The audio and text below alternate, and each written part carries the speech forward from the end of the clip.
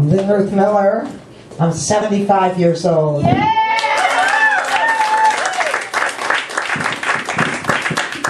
They've given me 8 minutes up here because they think that's all the time I've got left. Listen, I'm so old I remember when darkness separated from light. Yeah, I do. Yeah, and I did cruise ships. I've been doing cruise ships for a long time. I started out on the Mayflower. I knew John Smith, I did, but he wanted Pocahontas, and I don't do sex that way. I like to be up to date. I love to go to raves. I just turned my hearing aid off and I put my pacemaker on vibrate. I'm there, yeah. And I tried speed dating. I thought it was about time to do that. But you know, it just didn't work for me. It really didn't. The first guy got his foot caught in my walker. And the second one dropped his teeth in my beer. And I said, no, I'm not going to do that anymore. You know, when you're as wrinkled as I am, people get really mixed up.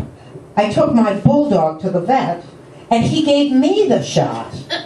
Couldn't believe that. Yeah, you know, actually, my cleavage is so crosshatched that I could play tic-tac-toe on it if I could remember where I put the pencil. But I need to tell you, I'm very glad that I'm aging, because a lot of my friends didn't. And that's why I read the obituaries for romantic leads. If a survivor is male and can drive, I'm at the viewing. With my credit report, my telephone number, and a casserole. Those guys are always hungry, yeah. I found a really hot number at Woodlawn Cemetery not long ago. He was 80 years old. He came over in a 1933 Ford. Anything that old is going to have something broken, something missing, and something leaking, right? And the car was a mess, too. So I Googled my high school boyfriend, and I found him, and we made a date for 7:30 for dinner, and I decided this time I'd wear clothes. He knew me when I was watertight and didn't need ironing. He came over at 7:30 in the morning, and I said, no, we had a date for dinner. He said, well, I can't see to drive at night.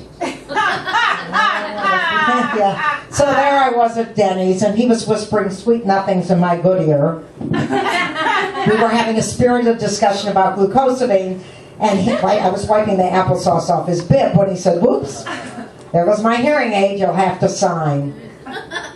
And I said, listen, if this is on me, you're not. You have to set limits, girls, no matter how long you've known him. But I have a new boyfriend now. He's French and Russian. But I slow him down. I don't like to be seen out in public with him, though, because he's 60 years old, and I don't want to be arrested for pedophilia. But I know what you're wondering. I know what you're wondering, and yes, you can after 70, but carefully. It's sort of like the horizontal two-step. You know, 1, 2, and it's over. But it's a lot more relaxing because men my age can't see what they're getting and fall asleep before they get it. They all have arthritis and replaced hips. So when they really get going, it sounds like a dress rehearsal for Stomp. But the nice thing is you don't have to worry about meeting their parents. A guy called me up and he said, I want you to meet my mother, and he came over with a shovel.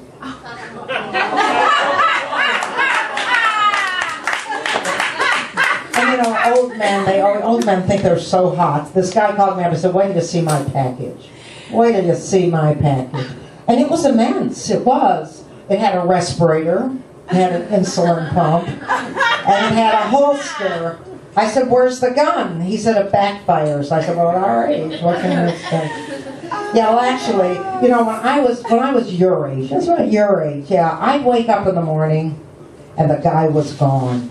That doesn't happen to me anymore. As soon as we get into a clinch, I just kick his walker away, He's there when I wake up, I'll tell you that.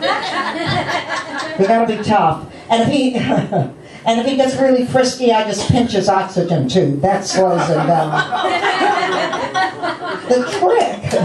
The trick is to access his wallet before he goes to sleep and go to a movie. I know the thrills are secondhand, but at least you know they're coming, which is more than he does these days. Yeah. Well, I want to hear it for women. I'm just so thrilled with women. So liberal. Yeah. When I was young, if my husband gave me trouble, I served him a good dinner. You girls serve him papers, isn't that right? Yeah. And when we thought that diamonds were a girl's best friend, now it's a D battery. And speaking of vibrators, have you noticed that the size vibrator you get is in direct proportion to your self-image? Have you noticed that? Yeah. You get one of those AA battery things, all you want is a wiggle and a poke, isn't that right? You get something with 3 speeds and a reverse, my God. You're in it for the long haul, isn't that right? Yeah. Riding one of those things is like riding a John Deere without shocks, isn't it? Yeah. Or else you like black men. I hear. And all you girls have rings. You all have rings? I can't see because I can't see anyway, but I can, yeah. You all have rings in your nose and your tongue and your... So I decided I'd be one of the crowd, and so I got a nipple ring. I keep my car keys in it, so I won't lose them. I just get in the car and I unlace my Reeboks, and there they are. Vocabulary has changed a lot since I was young. Yeah, it really has. For example, beating around the bush was not a political statement, and it had nothing to do with my crotch. And speaking of my crotch, all you girls want Brazilians. Brazilians, yeah. I've got great news for you. If you wait long enough, you won't need one. And we thought you could put your finger in a dike to keep it from leaking. Now you can't do it unless she likes you. And I want to thank you. I'm Lynn Ruth Miller, and you were wonderful.